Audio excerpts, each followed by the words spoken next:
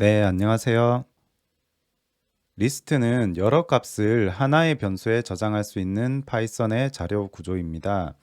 또 다른 의미로는 여러 개의 다른 객체를 저장하는 데이터 형식의 객체를 의미합니다. 리스트는 가방과 같습니다. 여러 가지 물건들을 담을 수 있다고 이해하시면 됩니다. 그리고 리스트 안에는 어떠한 자료형도 포함할 수 있다고 기억해 두시면 됩니다. 먼저 리스트의 생성에 대해서 설명드리겠습니다. 리스트는 대괄호로 감싸주고 각 요소는 쉼표로 구분합니다. 변수 L에 대괄호로 감싸주고 각 요소를 쉼표로 이렇게 구분합니다. 저는 방금 변수 L에 정수로 구성된 리스트를 생성해서 이렇게 저장했습니다. 실행을 하고 그리고 변수 L을 호출하면 대괄호로 감싸진 각 요소 값들이 출력이 됩니다. 방금 생성한 변수 L의 타입을 확인해 보겠습니다. 타입을 확인하면 리스트 형식으로 되어 있음을 알 수 있습니다. 그리고 L1에 이번에는 정수가 아닌 실수로 구성된 리스트를 생성해 보겠습니다. 이렇게 부동소 수점으로 구성된 리스트를 생성하고 L1을 호출하면 정상적으로 리스트가 생성되었음을 알 수 있습니다. 그리고 L2라는 변수에는 이번에는 문자열로 리스트를 생성해 보겠습니다. 자, 첫 번째 문자는 계정 과목인 현금, 두 번째는 매출 채권, 그리고 세 번째는 선급금, 이런 식으로 문자열로 리스트를 생성했습니다. 자, 정상적으로 각 문자열이 이렇게 콤마 사이에 구분되어서 출력이 됩니다. 이 대괄호 안에 정상적으로 각 요소 값들이 이렇게 콤마로 구분되어 출력됨을 알 수 있습니다. 자, 이렇게 숫자나 부동소 수점 그리고 문자열 각각 리스트로 생성할 수도 있지만 아래와 같이 다른 데이터 형식으로 리스트를 생성이 가능합니다. 이번에는 L3라는 변수에 이렇게 정수 그리고 문자열 그리고 부동소 수점 이런 식으로 다른 데이터 형식으로 리스트 생성이 가능합니다. 이상 없이 이렇게 L3 변수에 저장된 요소 값들이 리스트 형식으로 출력되었습니다. 그리고 앞선 강의에 살펴보았듯이 문자열의 각 요소들을 리스트로 변환이 가능합니다. 공백도 가능합니다. L4라는 변수 안에 리스트 함수를 이용해서 저는 공인회계사입니다 라는 이 문자열이 어떻게 변환되는지 확인해 보겠습니다. 리스트 함수를 이용하면 문자열의 각 요소들을 리스트로 변환하여 저장이 가능합니다. 물론 여기서 공백도 하나의 요소 값으로 포함됨을 기억하시면 좋겠습니다. 네, 이번에는 리스트의 일반적인 구조에 대한 설명을 해보겠습니다. 이해 목적상 앞선 시간에 실습했던 이런 내용들을 옆에 띄워놓고 이번 시간에 실습을 해보겠습니다. 자, 위에서 생성했던 L4 리스트에 대해서 타입을 확인해 보면 당연히 리스트 형식으로 출력됩니다. 그리고 랭 함수로 길이를 확인해 보겠습니다. 길이가 총 13으로 나옵니다. 자, 보시면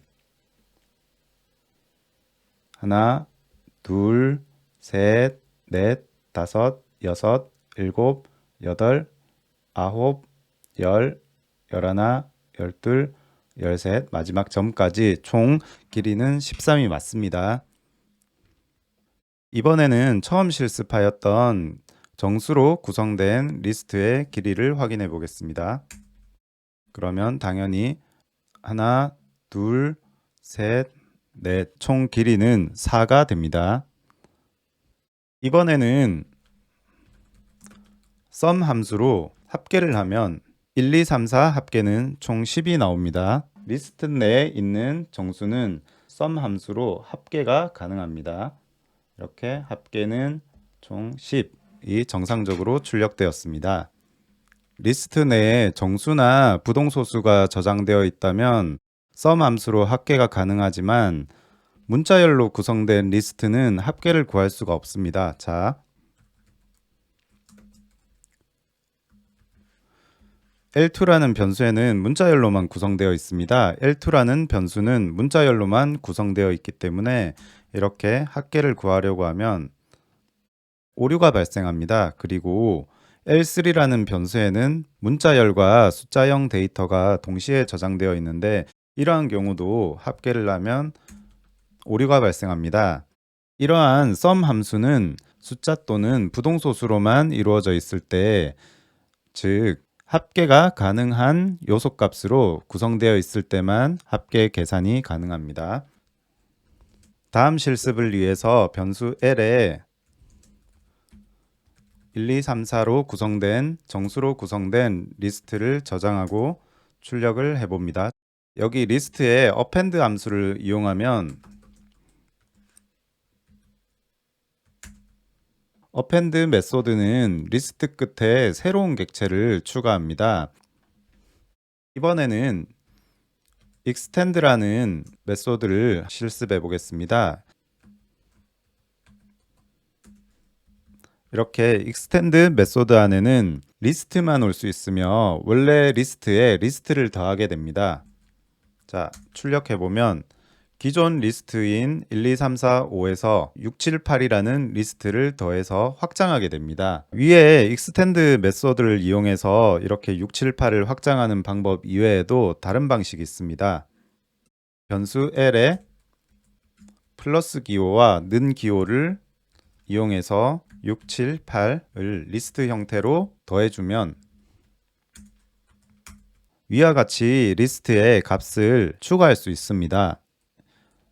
위와 같은 표현식이 있는데요. L이라는 변수에 기존의 L 변수를 덧셈 기호로 추가하고자 하는 리스트를 덧셈 기호로 이어주면 이렇게 추가하고자 하는 리스트가 이전 방식의 결과와 동일하게 추가되었습니다.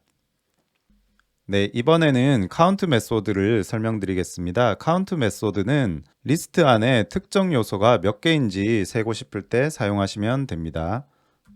L이라는 리스트 안에 숫자 4가 몇 개인지 세어 보겠습니다. 그러면 숫자 4는 하나만 포함되어 있음을 결과값으로 알 수 있습니다. 이번에는 remove 메소드에 대해 설명드리겠습니다. remove 메소드는 특정 요소를 리스트에서 삭제하고 싶을 때 이용하면 됩니다. 이렇게 실행을 하면 숫자 4가 삭제되었습니다. 숫자 4를 삭제한 이후에 count 함수로 찾아보면 0이 출력됩니다. 정상적으로 삭제되어서 리스트 내에 더 이상 숫자 4는 없음을 알 수 있습니다. 리스트 내의 요소의 순서를 반대로 바꿀 수도 있습니다. 반대로 바꾸는 방법은 리버스 메소드를 이용하면 됩니다. 이렇게 실행하고 리스트를 출력하면 리스트 내에 저장되어 있는 요소 값들의 순서가 반대로 바뀌었습니다. 파이썬에서는 sort라는 메소드를 이용해서 리스트를 정렬할 수도 있습니다. sort 메소드에 대해서 설명드리겠습니다. sort 메소드를 실행을 하고 리스트를 출력하면 이렇게 파이썬은 자동으로 낮은 수부터 정렬을 합니다. sort 메소드의 자세한 설명을 보시면 sort 메소드의 리버스 값이 펄스로 설정되어 있습니다. 파이썬에서는 리버스 기본값이 펄스로 되어 있어서 자동으로 낮은 수부터 정렬을 합니다. 리버스 값을 펄스로 하고 실행하면 똑같은 결과가 나옵니다. 리버스 파라미터 값을 true로 바꿔주면 내림차순 정렬이 가능합니다. 이렇게 리버스 파라미터 값을 true 값으로 바꿔주면 내림차순 정렬이 됩니다. 그리고 위에서 설명했듯이 리스트는 다른 리스트와 이렇게 연결하는 것이 가능합니다. 덧셈 기호로 다른 리스트를 연결하는 것이 가능합니다. 다만 리스트는 뺄셈은 불가합니다. 기존 리스트에 정수 4가 있다고 해서 이런 식으로 4를 요소값으로 가지는 리스트를 뺄셈을 하면 오류가 발생합니다. 리스트에 뺄셈은 불가하지만 곱셈은 가능합니다. 리스트에 곱셈을 하게 되면 파이썬이 해당 리스트를 곱셈한 값만큼 반복하여 생성해 줍니다. 주의하실 점은 리스트 내 숫자들에 각각 2를 곱하는 게 아닙니다. 2를 곱하는 게 아니라 이렇게 기존 리스트에 있던 이 숫자들을 그냥 반복만 해주는 것입니다. 다만 여기서 또 한 가지 주의하실 점은 리스트에 나눗셈은 불가합니다. 나눗셈을 하면 이렇게 오류가 발생합니다. 어떤 숫자로 나눠도 나눗셈은 불가하고 곱셈은 이렇게 곱셈을 통해서 파이썬이 해당 리스트를 n번 반복해 생성해 줍니다. 네, 이번 시간에는 리스트의 정의와 리스트를 생성하는 방법, 그리고 리스트의 일반적인 구조에 대한 설명을 했습니다. 다음 시간에는 좀 더 자세하게 리스트에 대해서 알아보겠습니다.